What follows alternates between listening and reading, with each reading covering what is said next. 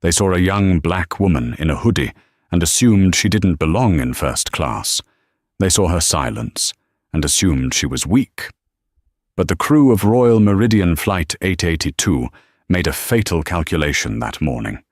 They didn't realize that the woman they were dragging out of seat 1A wasn't just a passenger. She was Nia Cross, the tech billionaire who had just acquired the airline's $4 billion debt. They humiliated her in front of the world, thinking they were protecting a VIP. By the time the wheels touched the ground, the FAA wouldn't just be grounding the plane, they'd be burying the entire airline. This is the story of how one act of arrogance cost a company its wings. The air inside JFK International Airport was thick with the scent of overpriced coffee and the palpable stress of holiday travel. For most people, the airport was a gauntlet of lines and indignities. For Nia Cross, it was usually a seamless glide through private terminals and tarmac transfers. But not today. Today, Nia was undercover. Not in a spy movie sense, but in a corporate diligence sense. As the CEO of Nexus Dynamics, a global logistics and software conglomerate, she was 72 hours away from signing a deal that would save Royal Meridian Airlines from total bankruptcy. The board of Royal Meridian had presented her with spreadsheets showing impeccable service and high customer satisfaction. Nia, however, didn't trust spreadsheets. She trusted her eyes. She adjusted the hood of her charcoal grey cashmere sweatshirt, pulling it slightly lower over her braided hair. She wore no makeup, just a pair of oversized prescription glasses and simple black leggings. On her feet were scuffed sneakers that cost more than a Honda Civic, though you'd never know it by looking at them. She approached the first-class check-in counter. The red carpet was empty, a stark contrast to the snaking chaos of economy. Behind the marble counter stood a ticket agent named Brenda, whose name tag was slightly crooked. Brenda was typing furiously on her phone, ignoring Nia's presence entirely. "Excuse me," Nia said softly, sliding her passport across the counter. Brenda didn't look up. She finished her text, hit send with a flourish, and then slowly raised her eyes. Her gaze raked over Nia's hoodie and stopped at the sneakers. A sneer curled her lip. "Economy check-in is down the hall to the left," Brenda said, pointing a manicured finger without touching Nia's passport. "This is the priority lane, first class and diamond status only." "I know," Nia said, her voice calm. "I'm on flight 882 to London, seat 1A. Brenda let out a short, incredulous huff. She snatched the passport as if it were contaminated. "Seat 1A? That's a full fare ticket, honey, usually reserved for our established clientele." "I established myself when I bought the ticket," Nia replied, her tone sharpening just a fraction. Brenda typed the name into the terminal, clearly expecting an error message or a fraudulent booking. Her eyebrows shot up when the screen flashed green. Confirmed. Paid in full. Platinum status. There was a moment of hesitation. Brenda looked at the screen, then back at Nia, trying to reconcile the data with the woman standing before her. Instead of apologizing, she threw the boarding pass onto the counter. "Boarding starts in 20 minutes. Don't block the entryway." Nia picked up her pass without a word. She wasn't here to fight the gate agent. She was here to see if the rot went deeper than the surface. She walked towards security, her phone buzzing in her pocket. It was a text from Silas, her chief of security and right-hand man, who was monitoring the situation from a black SUV parked outside the terminal. "Silas, agent flagged you. Do you want me to make a call?" "Nia, no. Let it play out. I need to see the full picture." Nia cleared security and boarded the plane first. The first-class cabin of the Boeing 777 was luxurious, outfitted with cream-colored leather pods and gold trim. She found seat 1A, the prime spot, and settled in.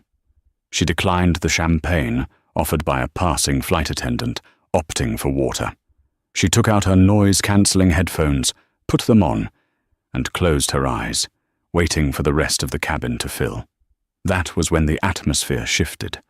A loud, booming voice echoed from the jet bridge. "I don't care what the manifest says. I specifically requested the bulkhead for privacy." Naya opened one eye. Striding into the cabin was a man who looked like he had been manufactured in a factory for entitled heirs. He wore a navy blazer with gold buttons, white linen pants, and loafers with no socks. He was on his phone, yelling at someone, while his assistant struggled behind him with 3 massive Louis Vuitton carry-on bags. This was Preston Montgomery. His father was a senator, and Preston himself was a consultant for several oil firms, which mostly meant he got paid to attend parties. Preston stopped in the aisle, right next to Naya's seat. He looked at his boarding pass, seat 2A, and then looked at Naya. He frowned, his face twisting in confusion. "Excuse me," Preston said, snapping his fingers near Naya's face. Naya slid her headphones down. "Yes?" "You're in my seat," Preston declared. He didn't ask. He stated it as a fact. "I don't think so," Naya said, holding up her boarding pass. "1A." Preston laughed, a harsh, barking sound. "There must be a mistake. I always sit in 1A. I need the legroom for my work." He glanced at her hoodie. "Look, the flight attendant probably sat you here by accident because it was empty during pre-boarding. You need to move back to your actual seat." "This is my actual seat," Naya said, putting her headphones back on. Preston turned purple. He spun around and shouted toward the galley, "Patricia! Patricia, get out here!" The purser, a tall woman with blonde hair pulled back so tight it looked painful, hurried out from the galley. Her name tag read, "Patricia, lead flight attendant." When she saw Preston, her face lit up with a practiced, obsequious smile. "Mr. Montgomery, so good to see you again. Is everything all right?" "No, it is not," Preston spat, gesturing wildly at Naya. "There is a squatter in my seat. I specifically told the booking agent I needed the bulkhead. Remove her." Patricia turned to Naya. The smile vanished instantly, replaced by the same cold, assessing look the gate agent had given her. She saw the hoodie. She saw the skin color. She saw the lack of visible designer labels. And the calculation was made. Patricia leaned over the pod, invading Nia's personal space. She didn't use the polite, hushed tone reserved for first-class passengers. Her voice was loud, authoritative, and condescending. "Ma'am, I need to see your boarding pass." Nia sighed, pausing her audiobook. She held up the pass again. Patricia snatched it from her hand. She stared at it, scrutinizing the date, the flight number, the seat assignment. It was flawless. But Patricia knew how the world worked, or how she thought it worked. Mr. Montgomery was a platinum key holder. His father had dinner with the airline's CEO. This girl in the hoodie? She was nobody. Probably a system glitch or an upgrade error. "Mum, I'm afraid there's been a double booking," Patricia lied smoothly. "Mr. Montgomery holds priority status. I'm going to have to ask you to move." "Move where?" Naya asked, her voice dangerously calm. "We have a lovely seat available in Economy Plus, row 22. It has extra legroom," Patricia said, handing the boarding pass back as if the conversation was over. "If you grab your bag now, I can help you find overhead space back there." Preston smirked, crossing his arms. "Go on. You're holding up the flight." Naya didn't move. She looked Patricia dead in the eye. "I paid full fare for this seat, Patricia. I did not use miles. I did not get an upgrade. I paid $12,000 for this pod. I am not moving to row 22. The cabin went silent. Other passengers were starting to board, filing past and watching the drama unfold. Whispers rippled through the aisle. Patricia's face flushed. She wasn't used to defiance from people who looked like Nia. Ma'am, do not raise your voice at me. If you do not cooperate, I will be forced to classify you as a disruptive passenger. I haven't raised my voice, Nia said, remaining seated. You are trying to downgrade me to accommodate his entitlement. That is a violation of your own carrier contract. Section 4, Paragraph 2. Involuntary denied boarding requires compensation and is based on check-in time, not status priority. I checked in first. Preston scoffed loudly. She's quoting the manual. Who is this? A law student. Patricia, get the captain. I'm not flying with this attitude next to me. Patricia straightened up, her eyes narrowing. Ma'am, this is your last warning. Move to row 22, or I will have you removed from the aircraft. Call the captain, Nia challenged. I'd love to speak to him. Patricia stomped to the cockpit. Moments later, Captain Miller emerged. He was a weary-looking man who clearly just wanted to take off. But when he saw Preston Montgomery, his posture stiffened. He knew the Montgomery name. He didn't know Nia Cross. What seems to be the problem? Miller asked. She's refusing a direct order from the crew, Patricia said, playing the victim.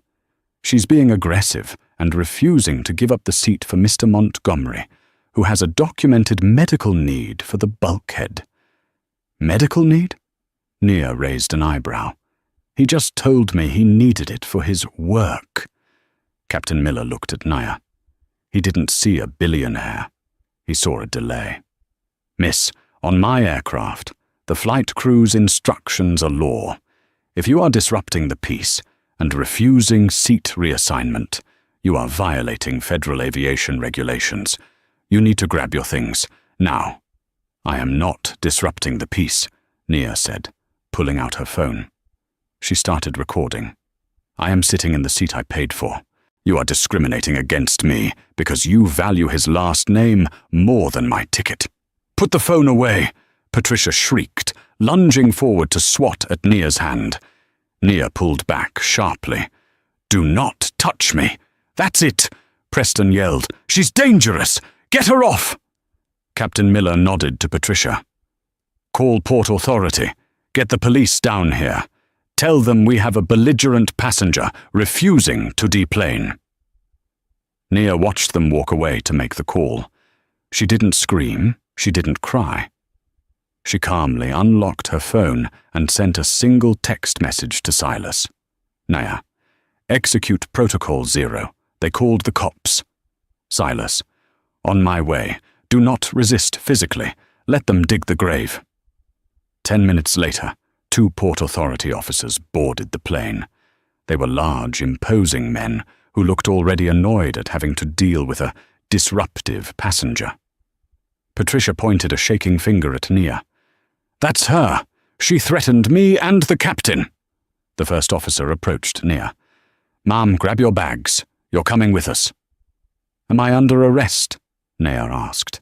You're trespassing on a private aircraft. Let's go. Don't make us drag you. I'm not walking off this plane voluntarily, Nia stated, her voice trembling slightly with suppressed rage, but her resolve like steel. If you take me off, you will have to physically remove me. The officer grabbed her arm. Have it your way.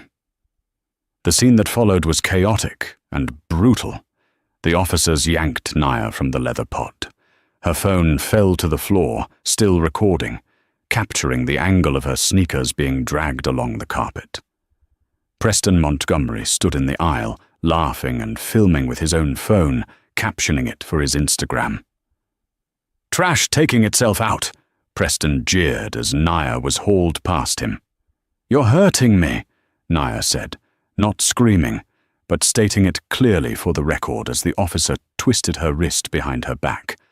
They dragged her through the first-class cabin, past the horrified faces of the economy passengers, and shoved her onto the jet bridge. Patricia stood at the door, crossing her arms with a triumphant smirk. Have a nice day, honey. Maybe take the bus next time. They threw Nia's carry-on bag onto the jet bridge floor after her. The heavy steel door of the aircraft slammed shut, sealing the fate of everyone on board. Nia stood up, dusting off her leggings. She adjusted her glasses, which had gone crooked in the struggle. The officers were breathing heavy, expecting her to start screaming or fighting. Instead, Nia Cross smiled. It was a cold, terrifying smile. She looked at the officers. "I'd like to file a report, and you might want to call your supervisor. Actually, call the airport commissioner." Yeah. Tell it to the judge," the officer scoffed. Nia reached into her pocket and pulled out a second phone, a satellite phone she kept for emergencies. She dialed a number that bypassed the switchboards and went directly to a private office in Washington, D.C. "Director Henderson," Nia said into the phone, her voice crisp and authoritative. "This is Nia Cross. Yes, I'm at JFK. I need you to issue an immediate grounding order for Royal Meridian Flight 882. Yes. And Director, revoke their operating certificate pending an emergency audit, effective immediately." She hung up and looked at the stunned officers. "You boys might want to step back," she said softly. "The show is just starting." Inside the plane, Preston was sipping champagne in seat 1A, toasting Patricia. The plane began to push back from the gate. They thought they had won. They had no idea that the tower was about to cancel their takeoff clearance. The Boeing 757 was halfway to the runway, the engines humming with that deep, powerful vibration that signals imminent flight. Inside the first-class cabin, Preston Montgomery was reclining in seat 1A, the seat warm from the body of the woman he had just evicted. He swirled his champagne, feeling the distinct satisfaction of a man who believes the world bends to his will. "More nuts, Mr. Montgomery?" Patricia asked, hovering over him with a silver bowl. Her smile was back, plastered on tight. "Please," Preston said, tossing a handful into his mouth. "And tell the captain to make up time in the air. This delay has been tedious." "Of course, sir. We'll get you to London on time." Patricia straightened up and walked toward the galley. She felt a vibration in her pocket, her personal cell phone. She ignored it. Then the interphone chime rang 3 times. That was the signal for an emergency call from the cockpit. She picked up the handset. "Cabin secure, Captain." Captain Miller's voice wasn't calm. It was strained, bordering on panicked. "Patricia, strap in! We're stopping. Now." "What? Why? Is it mechanical?" "Tower just revoked our clearance. Not just clearance. They ordered an immediate engine shutdown on the taxiway. They're saying it's a federal order." Before Patricia could ask another question, the massive aircraft lurched. The brakes engaged with a violent shudder, throwing Preston's champagne glass off his tray table. It shattered against the bulkhead, splashing expensive vintage Brut all over his linen trousers. "Hey!" Preston yelled. "What is this? Watch the brakes!" The plane groaned to a halt in the middle of the tarmac. The engines whined down, the cabin lights flickered, and a heavy, ominous silence fell over the plane. Outside, on the jet bridge, the dynamic had shifted with terrifying speed. The 2 Port Authority officers who had dragged Nia off were staring at her. She hadn't run away. She hadn't screamed. She was standing by the window, watching the plane stop on the tarmac, holding her satellite phone. The door to the terminal burst open. But it wasn't airport staff. 4 men in dark suits swept onto the jet bridge. They moved with the synchronized precision of a military unit. The lead man, a towering figure with a scar running through his eyebrow, stepped between the police officers and Nia. This was Silas. "Ms. Cross," Silas said, his voice low and dangerous. He scanned her quickly for injuries. He saw the red marks on her wrists where the officers had twisted her skin. His jaw tightened. "Are you injured?" "I'll survive," Nia said, rubbing her wrist. "But I want the names of these 2 officers noted. Excessive force, false imprisonment, assault. One of the officers, Officer Garrett, stepped forward, his hand resting on his belt. "Who are you people? You can't just barge onto a secure jet bridge." Silas turned to him. He didn't blink. He reached into his jacket and pulled out a leather wallet, flipping it open to reveal a badge that wasn't police. It was private sector, but backed by high-level clearances. "I am head of security for Nexus Dynamics. The woman you just assaulted is Nia Cross. She is the CEO of Nexus. She is also the primary creditor for this airline." Silas took a step closer to Garrett. "You just dragged the woman who owns the debt of this airport out of her own seat.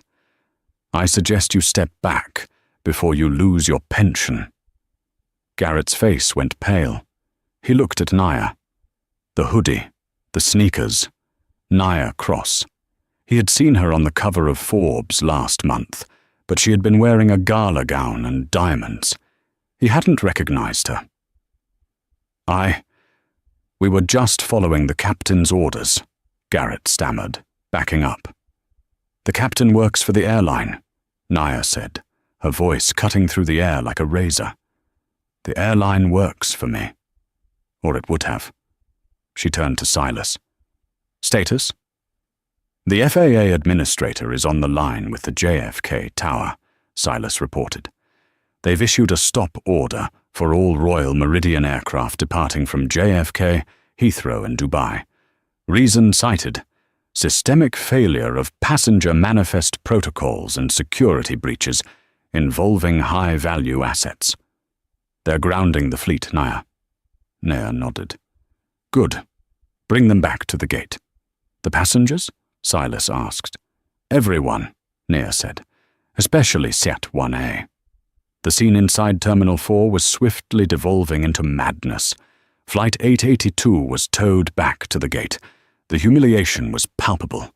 Faces were pressed against the terminal windows, watching the massive jet being dragged backward like a disciplined dog. When the jet bridge door opened, Nia Cross didn't leave. She had her team requisition the gate area. Her assistants, who had materialized seemingly out of thin air, were setting up laptops on the ticket counter where Brenda had sneered at her less than an hour ago. Brenda was currently standing in the corner, shaking, watching a team of lawyers review her computer logs. The passengers began to deplane. They were confused, angry, and tired. But when Preston Montgomery stormed off the plane, he was apoplectic. "This is kidnapping," Preston shouted, his wet trousers clinging to his legs. "I am going to sue this entire airline into the ground. Where is the station manager?" He stopped when he saw the blockade. The gate area had been cordoned off by Silas's security team. In the center, sitting on one of the waiting area chairs that had been wiped down by an assistant, sat Nia Cross. She had a bottle of water in one hand and an iPad in the other. Standing next to her was a short, sweating man in a cheap suit. It was Mr. Henderson, the JFK station manager for Royal Meridian. "Miss Cross, please," Henderson was begging, wringing his hands. "We can fix this. We can get you on a private jet. We can—" "Quiet," Nia said without looking up. Patricia, the flight attendant, walked off the plane, followed by Captain Miller. They stopped dead when they saw the scene. Police, private security, and lawyers swarming the gate. Patricia saw Nia. She saw the way the station manager was bowing to her. The blood drained from Patricia's face so fast she looked like a ghost. "You," Nia said, pointing at Patricia with a stylus. "Come here." Patricia's legs felt like lead. She walked forward, trembling. "Ma'am, You said I was a security threat," Nia said calmly. "You told the police I was belligerent. Silas, play the tape." Silas held up a tablet connected to a speaker. He pressed play. The audio from Nia's phone, recorded before it was knocked from her hand, filled the gate area. Voice of Nia: "I am not disrupting the peace. I am sitting in the seat I paid for." Voice of Patricia: "Get the captain. I'm not flying with this attitude." Voice of Preston: "She's dangerous. Get her off." The recording was crystal clear. It showed no aggression from Nia. It showed only prejudice and entitlement from the crew. Nia paused the recording. "Lying to federal officers to incite an arrest is a felony, Patricia. We've already filed the charges with the district attorney." Patricia gasped, covering her mouth. Tears welled up in her eyes.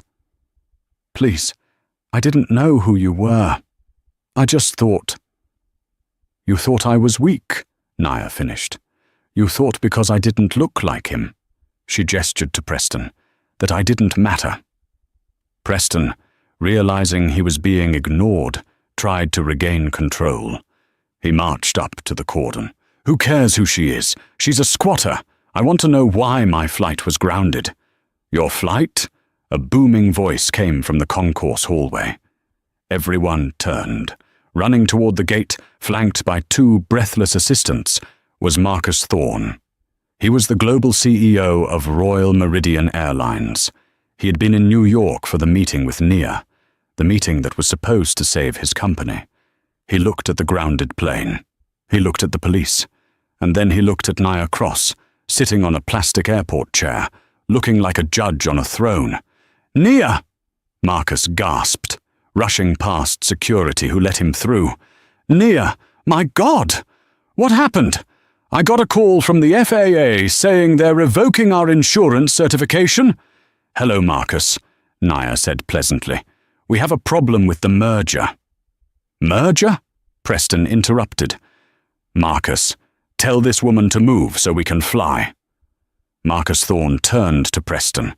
His face was red with fury. "Shut up, you idiot! Do you know what you've done?" "Me?" Preston sputtered. "I'm a platinum member." "You are a liability," Marcus roared. He turned back to Nia, falling to his knees, literally kneeling on the dirty airport carpet. "Nia, please, the liquidity deal. If you don't sign the papers by Friday, the banks call in the loans. We can't survive a grounding. We'll be insolvent by morning." Nia stood up slowly. She walked over to the ticket counter, where the deal documents were already loaded onto a laptop screen. "I was going to sign, Marcus," Nia said softly. "I really was. I liked the airline's history. I thought it had potential." She looked at Patricia, who was sobbing. She looked at Captain Miller, who was staring at his shoes. She looked at Brenda, the gate agent. "But then I saw your culture," Nia continued. "Your gate agent judged me by my clothes. Your flight attendant judged me by my skin. Your captain judged me by my gender. And you gave the power of your brand to entitled brats, like Mr. Montgomery here." "We'll fire them," Marcus promised desperately. "I'll fire everyone here. Patricia, Miller, Brenda, they're gone. Just tell the FAA to lift the order." "It's too late for firing, Marcus," Nia said. She tapped a key on the laptop. A printer behind the desk whirred to life. "What did you do?" Marcus whispered. "That wasn't the merger agreement," Nia said. "That was the default notice." The crowd gasped.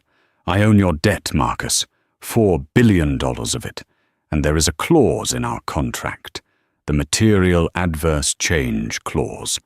It states that if the airline suffers a significant reputational or operational failure that grounds more than 10% of the fleet, the debt becomes immediately due." Nia picked up the paper from the printer.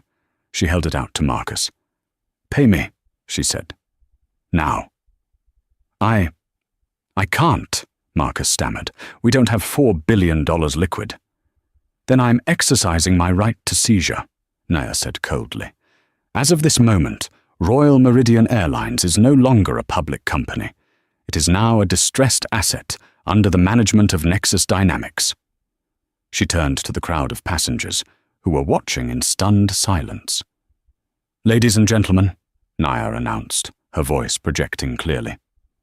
"My name is Nia Cross. I am the new owner of this airline. This flight is cancelled. However," she looked at Preston Montgomery, "I am rebooking everyone in first class on a partner airline, immediately, except for one person. She walked up to Preston. He was trembling now, the arrogance finally stripped away by the sheer magnitude of money and power he was facing. "Mr. Montgomery," Naya said, "you are banned for life, from this airline, and from every subsidiary I own. You can find your own way to London.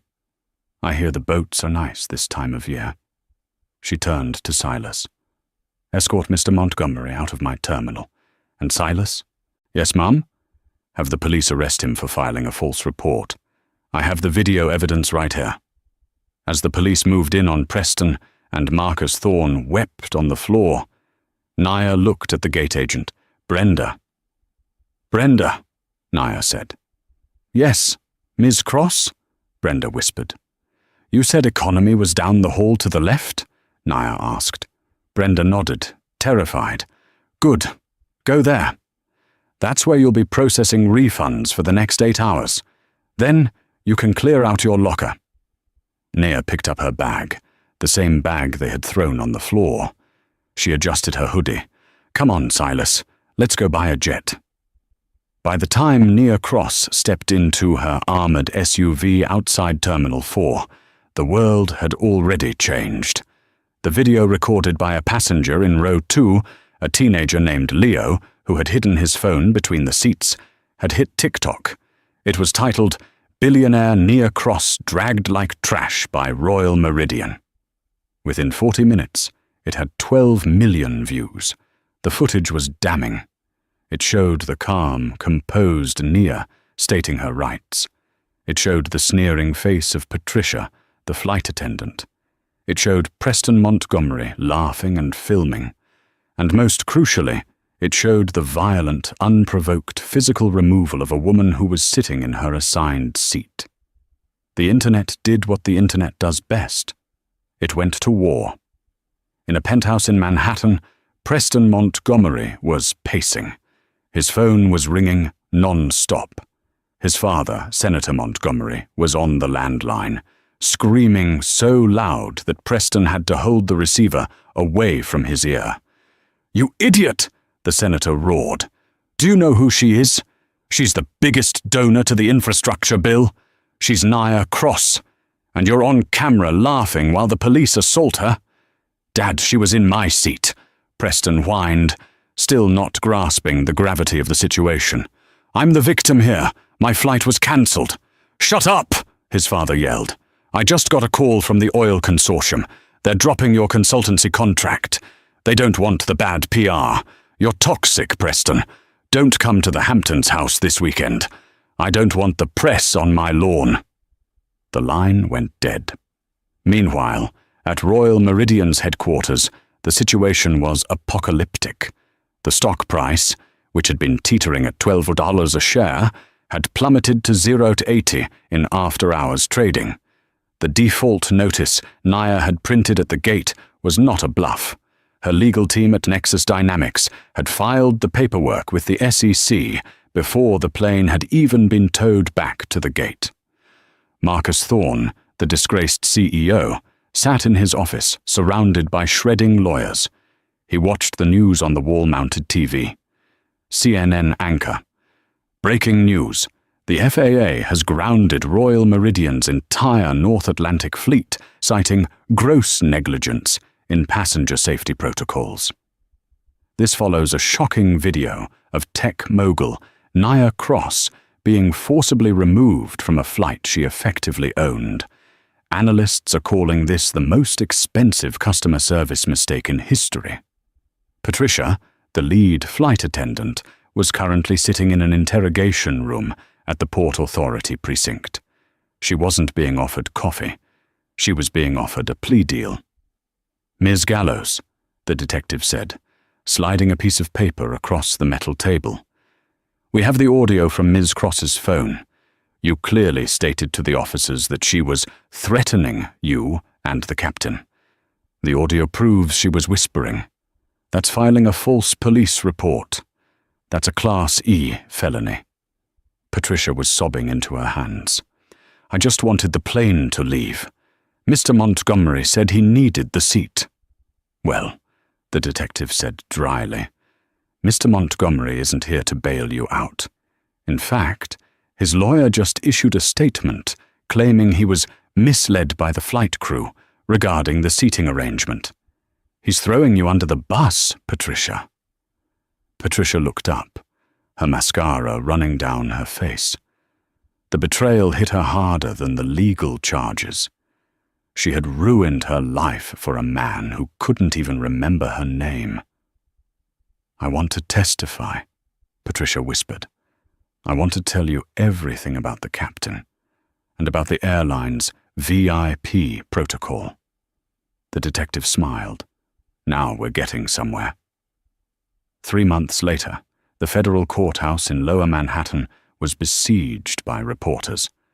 It was the civil trial of the decade, Cross versus Royal Meridian Airlines and Preston Montgomery. Nia Cross didn't need the money. She was suing for punitive damages, money designed to punish, and she was suing for control. The courtroom was packed. Nia sat at the plaintiff's table, looking immaculate in a white power suit. Beside her was Silas, ever watchful. On the defense side, Preston Montgomery looked like a shadow of his former self. He had lost weight. His tan was gone. His lawyer was a court-appointed public defender because his father had cut off his legal funds. Marcus Thorne sat separately, representing the dissolved board of the airline. The trial had been brutal. Patricia's testimony had revealed a systemic culture of discrimination, where crews were instructed to prioritize visual status over ticket validity. But the climax came when Nia herself took the stand. The defense attorney for the airline, a man named Mr. Sterling, tried to paint Nia as a provocateur. "Ms. Cross," Sterling said, pacing the floor, "you admit you came to the airport dressed in, let's call it, casual attire. You admit you didn't identify yourself as the CEO of Nexus. Don't you think you set a trap for my clients?" Nia leaned into the microphone. Her voice was steady. "Mr. Sterling, is it the policy of Royal Meridian that a passenger must wear a suit to be treated with human dignity?" "No, but is it the policy that a passenger must be a billionaire to not be assaulted by the police?" "Objection," Sterling shouted. "Overruled," the judge said, leaning forward. "Answer the question." Nia continued, her eyes locking onto Preston Montgomery. "I didn't set a trap. I presented a reality. I presented myself as a black woman in a hoodie. If that reality was enough to trigger your client's bias, that is not my trap. That is their rot." The jury was mesmerized. Then came the verdict. The jury found Royal Meridian Airlines liable for breach of contract, discrimination, and assault. They awarded Nia Cross $150 million in damages. But the real blow fell on Preston Montgomery. The jury found him liable for defamation and tortious interference. The damages were set at $10 million, every cent of his trust fund. And then the judge looked at the paperwork for the airline's bankruptcy. "Furthermore," the judge ruled, "the court recognizes the debt claim held by Nexus Dynamics.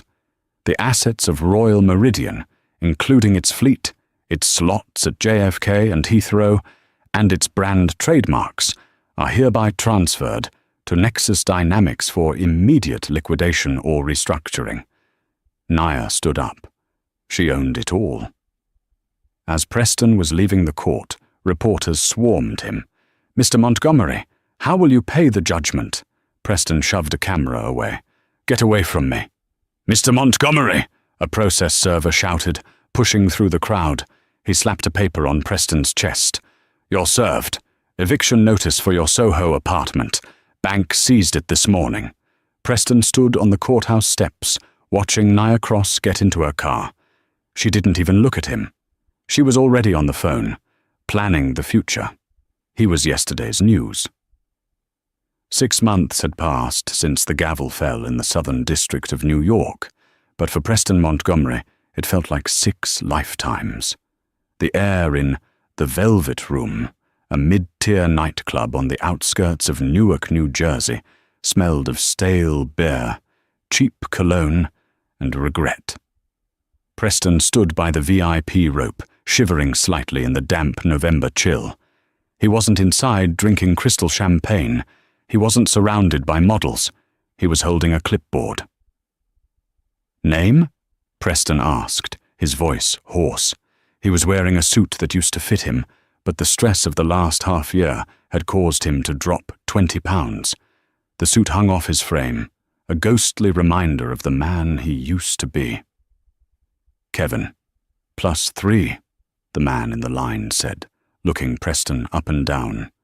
The man squinted, a flicker of recognition in his eyes. "Wait a second, ain't you that guy? The Airline guy?" Preston flinched. He tried to keep his face neutral, but the shame burned his cheeks. "I'm just the promoter, sir. You're not on the list." "It is you," the man laughed, pulling out his phone. "Yo guys, look, it's the first-class jerk, the one who got owned by Nia Cross." The group erupted in laughter. Flashlights from phones blinded him. "Hey, Preston, kick me out of line. Go on, try it." Preston lowered his head. "Please, just go inside. Cover charge is $20.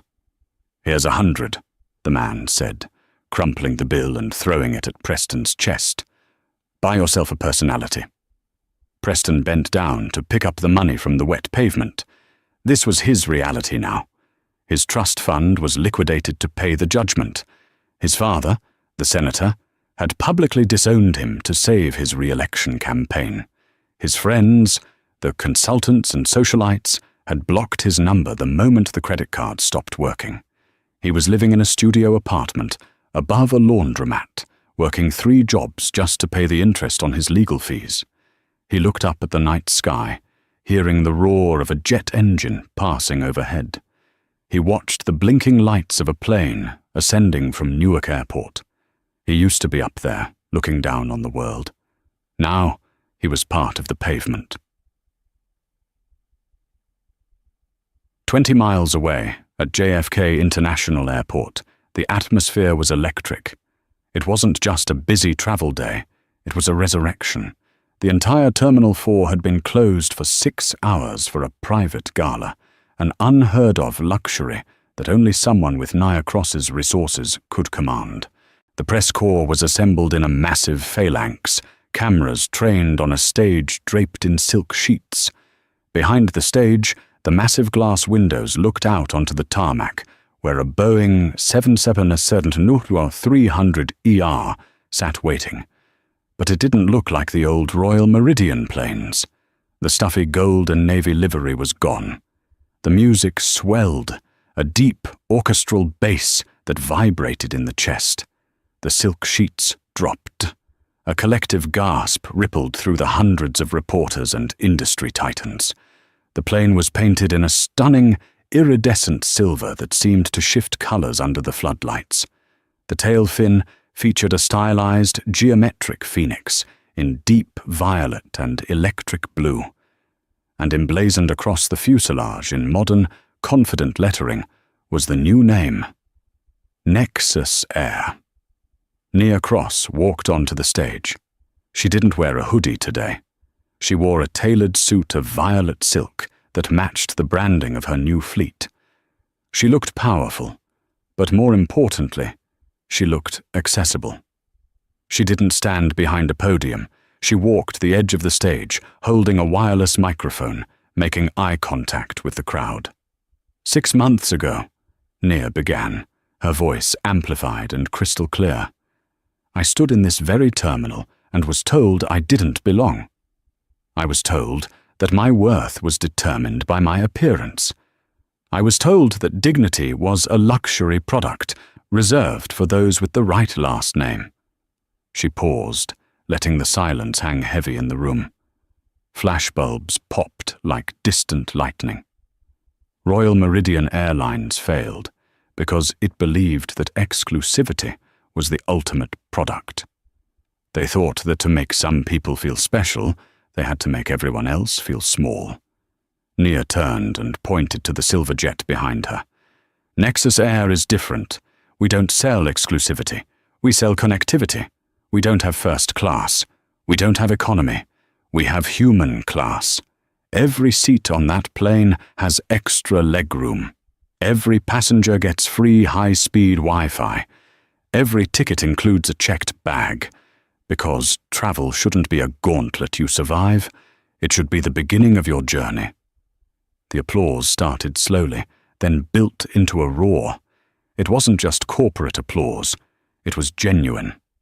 Nia waited for it to die down. "And one more thing," she said, a small smile playing on her lips. "We have a new policy. It's called the Cross Protocol. If a crew member ever judges a passenger based on their race, their clothes, or their background, they don't just lose their job. They answer to me." An hour later, the gala was winding down, and the inaugural flight of Nexus Air, Flight 001 to London, was preparing to board. Nia walked through the terminal, flanked by Silas. The security chief looked relaxed for the first time in years. He wasn't scanning for threats. He was admiring the architecture. The old claustrophobic corridors had been opened up. Natural light flooded the check-in areas. The air smelled of fresh lilies and brewing espresso, not stress and stale carpet. Nia approached the gate. The signage was digital, crisp, and clear. But what caught her eye was the staff. They were wearing the new uniforms, slate grey with violet accents, designed by a young streetwear designer from Brooklyn that Nia had discovered. They looked sharp, modern, and comfortable. Standing at the podium, processing the first group of passengers, was Brenda. Nia stopped. She hadn't spoken to Brenda since the day of the incident, aside from the legal deposition. She watched the woman work. A frantic mother with 2 crying toddlers was trying to scan her boarding pass, dropping a diaper bag in the process. The old Brenda would have rolled her eyes and pointed to the back of the line. This Brenda stepped out from behind the podium. "Here, let me help you," Brenda said softly. She picked up the bag. She knelt down to the toddler's level and pulled 2 Nexus Air colourful sticker badges from her pocket. "Hey there, pilot. You ready to fly? You got to help your mum, okay?" The toddler stopped crying, mesmerized by the shiny sticker. The mother looked at Brenda with sheer exhaustion and gratitude. "Thank you. I'm so sorry, we're a mess." "You're not a mess. You're a mum," Brenda smiled. "Take your time. We're not leaving without you." Nia felt a lump in her throat. She walked up to the desk as the family moved down the jet bridge. "That was good work, Brenda," Nia said quietly. Brenda froze. She turned slowly, clutching the scanner to her chest.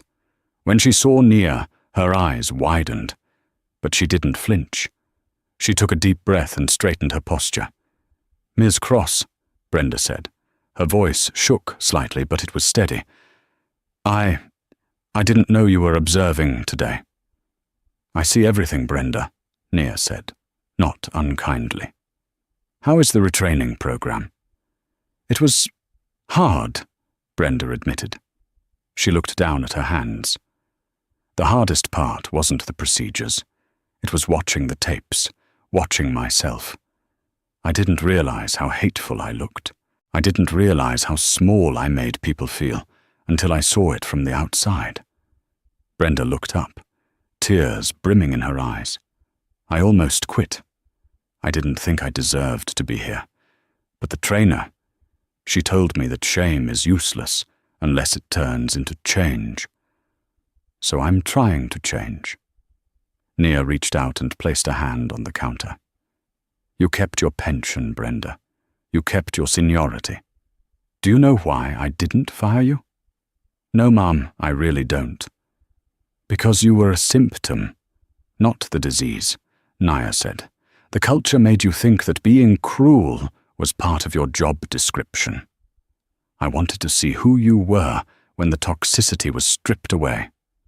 Today, you helped that mother. That's who you are." Brenda wiped her eye. Thank you, Miss Cross. I won't let you down. I know, Nia said. Now scan me in. I believe I have a seat to catch.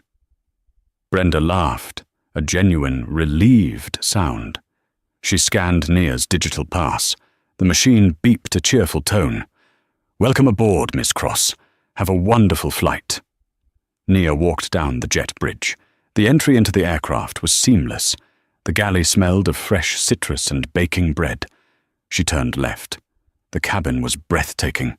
Gone were the segregated pods that walled people off from each other. The business hybrid layout was open, airy, and egalitarian. The seats were arranged in a staggered formation that offered privacy without isolation.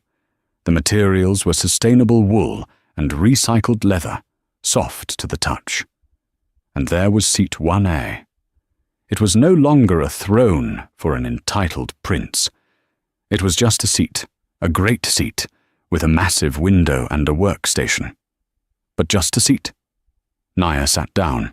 She placed her bag, the same scuffed carry-on, in the overhead bin. Excuse me? Nia turned. Standing in the aisle was a young man, maybe 20 years old. He was wearing a faded college hoodie and carrying a backpack that looked heavy with textbooks. He was looking at his boarding pass, then at the seat numbers, looking confused. I think I'm next to you. 1B? The kid asked. He looked nervous, as if he expected someone to tell him it was a mistake. Nia smiled. She gestured to the empty seat beside her. You are. Have a seat. The kid sat down gingerly, looking around the cabin with wide eyes.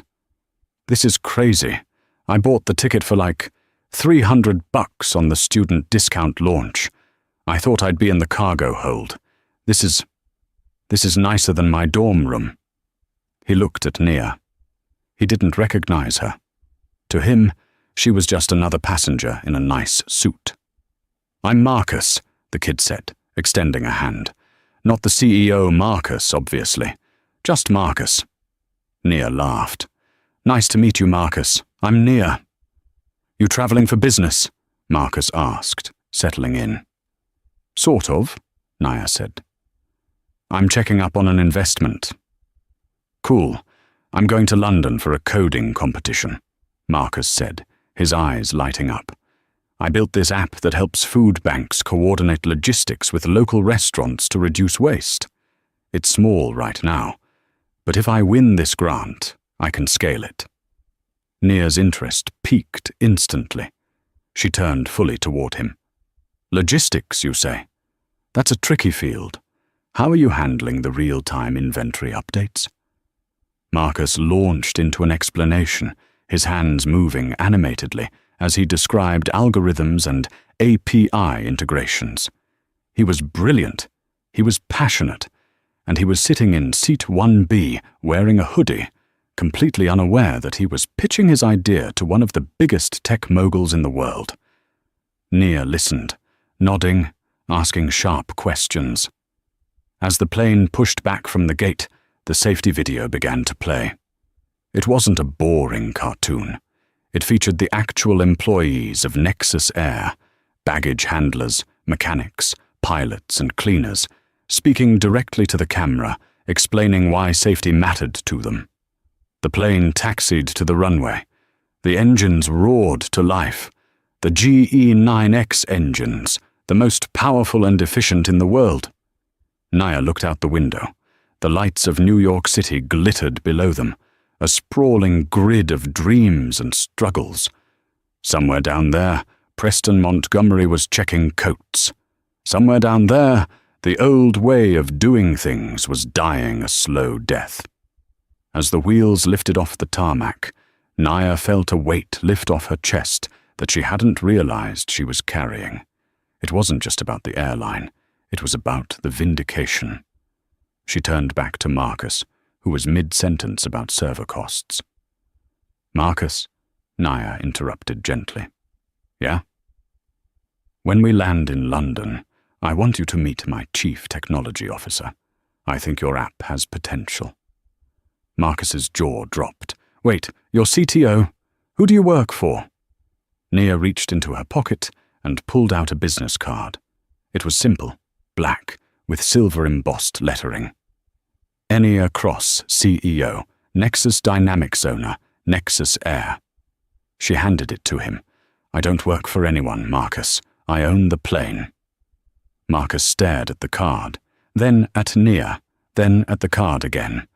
Oh my God, you're her, the legend. I'm just a passenger in seat 1A, Nia winked. Now tell me about your database structure. The plane banked toward the Atlantic, climbing into the stratosphere, leaving the turbulence far behind. Nia Cross had been dragged through the mud, humiliated and bruised. But dirt, she realized, was just the foundation you built empires on. She closed her eyes and listened to the hum of the engines. It sounded like victory. That is the story of how Nia Cross turned a moment of disrespect into a revolution. She proved that you can strip a person of their seat. You can strip them of their dignity in the moment, but you cannot strip them of their power if they know their own worth. Preston Montgomery learned that arrogance is a loan with a very high interest rate, and eventually, life comes to collect. And the staff of the airline learned that true service isn't about bowing to kings, but about lifting up everyone who walks through the door. If this story of ultimate karma and justice satisfied you, please smash that like button. It really helps the algorithm find more people who need to hear this.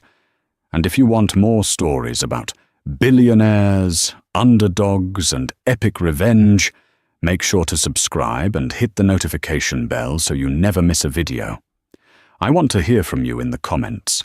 Do you think Preston deserved a harsher punishment, or was working as a bouncer enough karma?